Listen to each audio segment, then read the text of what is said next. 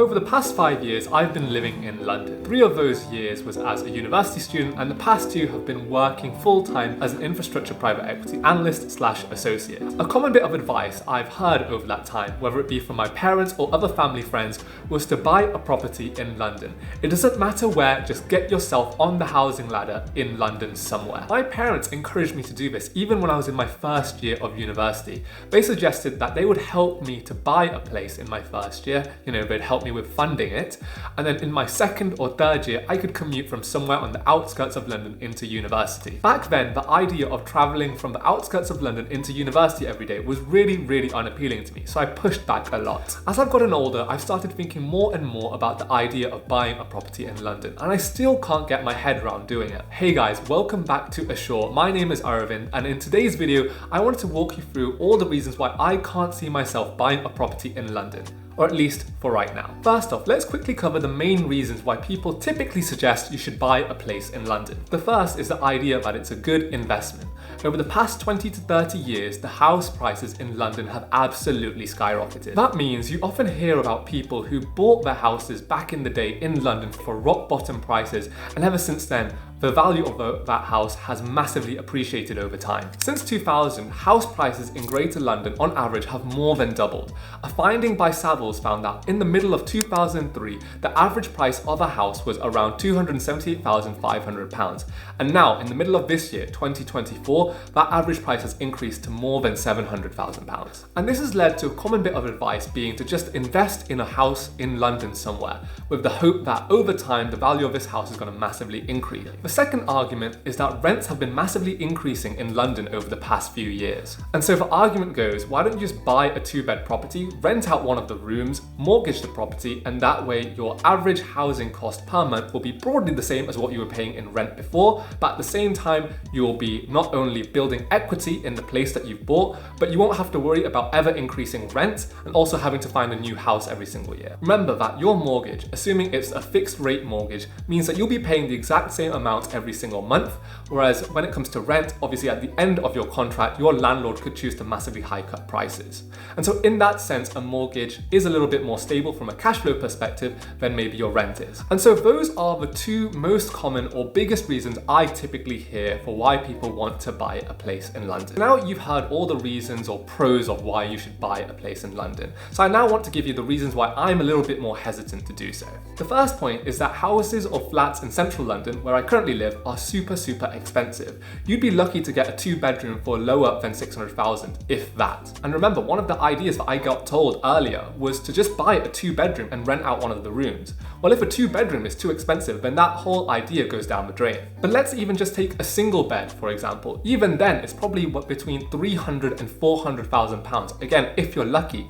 And the condition or state of a lot of these flats aren't that great. It would also mean that I'd have to put down a pretty hefty deposit. Normally, when you're buying a residential property in the UK, as a first-time buyer, you're allowed to put down 10% of the property's value at minimum as your deposit. So if it's a single bed property that we're referring to, I would have to put somewhere between £30,000 and £40,000, which is a hefty sum of money. The second is that it's quite risky, especially for the stage in life that I'm currently in. The mortgage payments would be quite high, higher than the rent I'm currently paying for the flat I live in right now. If I were to lose my job, it would still be my responsibility to make those mortgage payments. So I'd sort of lose the flexibility to go and quit my job and go traveling, or to leave my job and create a new startup business, for example, because I wouldn't be confident that I'd be able to make those mortgage payments every single month. There are also other ways to counteract the increasing rent problem, namely by investing in yielding assets, whether that's a rental property of my own or investing in dividend providing stocks. As long as I'm able to grow that dividend or yield,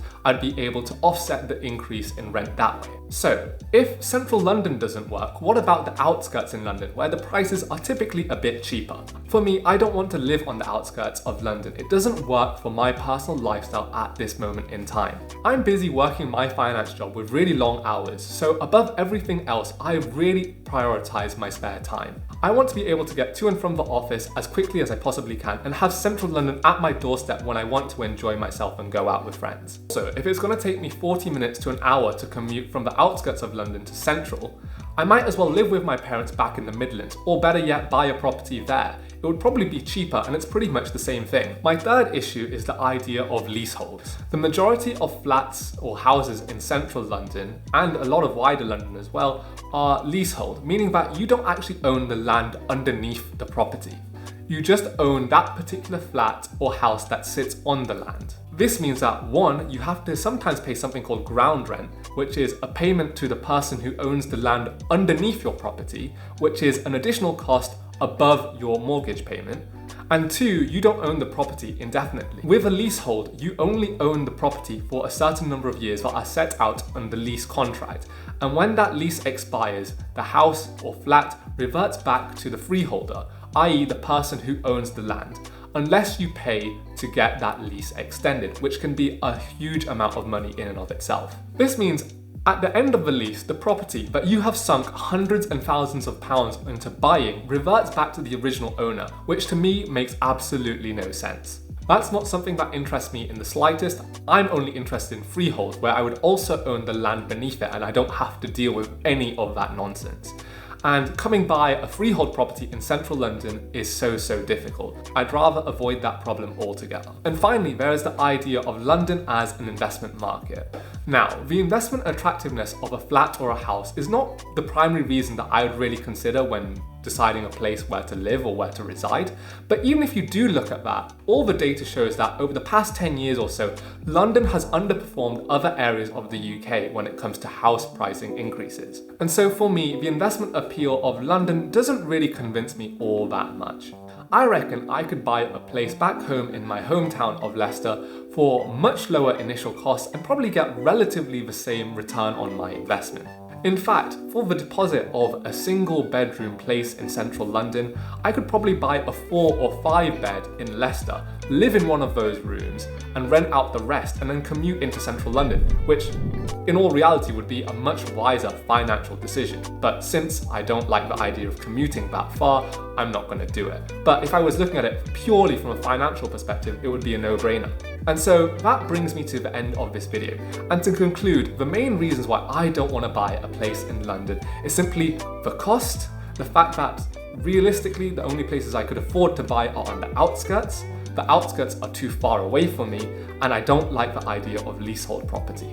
So if you found this video interesting, be sure to like the video, comment down below what else you'd like to see, and share it with your friends or anyone else who you think might benefit from seeing it. Thank you so much guys, and I hope to see you in the next video. See you soon.